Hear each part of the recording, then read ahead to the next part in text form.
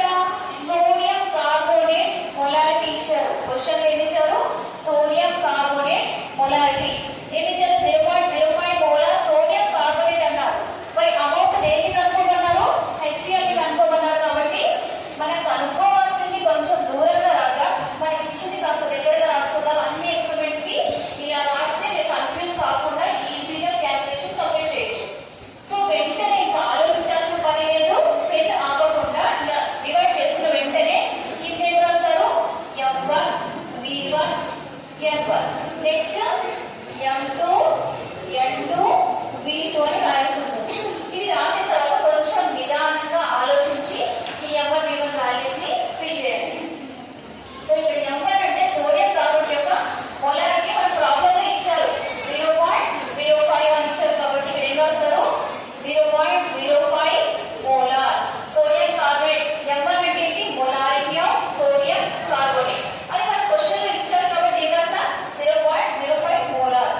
And V1 అన్నారు అంటే sodium carbonate యొక్క వాల్యూ సోడియం కార్బోనేట్ యొక్క వాల్యూ సోడియం కార్బోనేట్ యొక్క వాల్యూ అనేది మనం సోడియం కార్బోనేట్ ఎందులో తీసుకున్నాం పిపెట్ లో తీసుకున్నామా ప్యూరిన్ లో తీసుకున్నామా పిపెట్ లో తీసుకున్నాం కాబట్టి పిపెట్ అనగానే there is no doubt 20 ml తీసుకోవాలి. పిపెట్ అనగానే 20 ml తీసుకోవాలి. ఓకేనా పిపెట్ 20 ml. N1 అంటే ఇందాక మనం రాస్తాం కదా 1 mole of sodium carbonate react with 2 moles of HCl అంటే సోడియం కార్బోనేట్ ఎన్ని మోల్స్ 1 mole HCl ఎన్ని మోల్స్ 2 moles. ఇక్కడ V2 ఇక్కడ N2 ఎంత 2 moles అంటే HCl యొక్క మోల్స్ ఎన్ని 2 moles. ఇక్కడ M1 molarity of HCl how to calculate అని క్వశ్చన్ మార్క్ క్యాల్కులేట్ చేయాలి. V2 అంటే HCl అంటే రెండవ వాల్యూమ్ ఆఫ్ HCl టేబుల్ లో లాస్ట్ లో వస్తుంది చూడండి. ఈ టేబుల్ ఈ లాస్ట్ రీడింగ్ అనేది మనం అక్కడ తీసుకోవాల్సి ఉంటుంది. HCl యొక్క వాల్యూ ఎంత 20.1 ml 20.1 ml. ఈ విధంగా రాసిన తర్వాత నోట్ చేసుకున్న తర్వాత సింపుల్ ఫార్ములా ఉంటుంది. ఫార్ములా కూడా చాలా సింపుల్ చూడండి.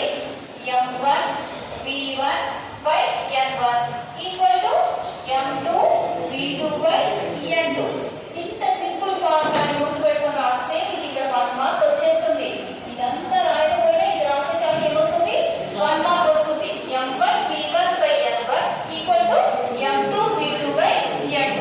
కాబట్టి ఇలా మన గ్యారెంటీ మార్క్స్ వచ్చేవి ఎక్కడ కూడా మిస్ అవ్వకుండా మన ప్రాక్టికల్ ఎగ్జామ్స్ ఎంత స్ట్రిక్ట్ గా పెట్టినా సరే మనం మంచి మార్క్స్ తెచ్చుకునే అవకాశం ఉంటుంది ఈజీగా. ఓకే నెక్స్ట్ ఇప్పుడు ఈ ఫార్ములాలో మనం M2 ని క్యాల్కులేట్ చేయాలి. అన్ని వాల్యూస్ ఉన్నాయి M2 ని క్యాల్కులేట్ చేయాలి. దానికోసం M2 ఈక్వల్ టు ఏమవుతుంది M1 V1 by N1 into N2 by V2 అవుతుంది.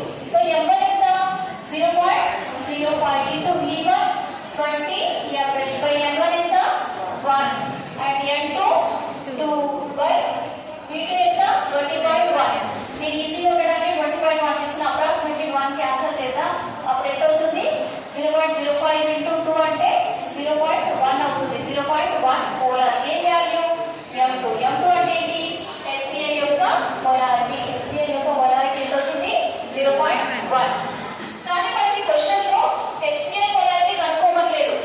ఏం కనుక్కోమన్నారు ఎస్టిమేట్ అమౌంట్ ఆఫ్ ఏం కనుక్కోమన్నారు amount of HCl present in HCl